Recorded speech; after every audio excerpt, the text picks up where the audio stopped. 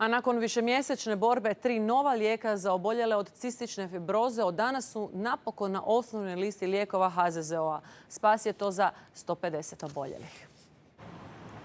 23-godišnjoj Tonki cistična fibroza dijagnosticirana je kada je imala 3 mjeseca.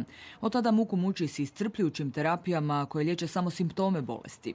Bio je to dosta mukotrpan pronalazak zapravo što se meni dešava. Kad sam došla na fakultet, ponovno je stanje se pogoršalo i od onda se opet mučim sa hospitalizacijama, cijelodnevnim kašljem, hrpu terapija dnevno. Ova nasljedna progresivna bolest utječe na brojne organe, problemi s probavom i sinusima, otežano disanje, iskašljavanje krvi, kronične prehlade i upale pluća samo su neki od simptoma s kojima se bore oboljeli. No sada su tu novi lijekovi koji život znače. Za oboljele se mijenja to da jednostavno više nema konstantnih hospitalizacija koje su bile uzrokovane daljnjom progresijom bolesti, već direktno će se utjecati na sam uzrok bolesti. Bolest i dalje će ostati kod svih oboljelih, no međutim neće biti više toliko komplikacija problema.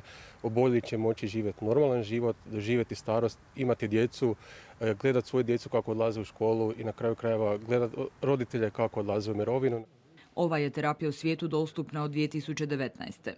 Ovo što smo do sada mogli i što ih danas liječimo, to je sve zapravo simptomatska terapija, dakle liječimo problem koji je nastao. A ovom terapijom, dakle CFTR modulatorima, vjerujemo da ćemo moći spriječiti da do ovih problema koje danas rješavamo, da do njih uopće ne dođe.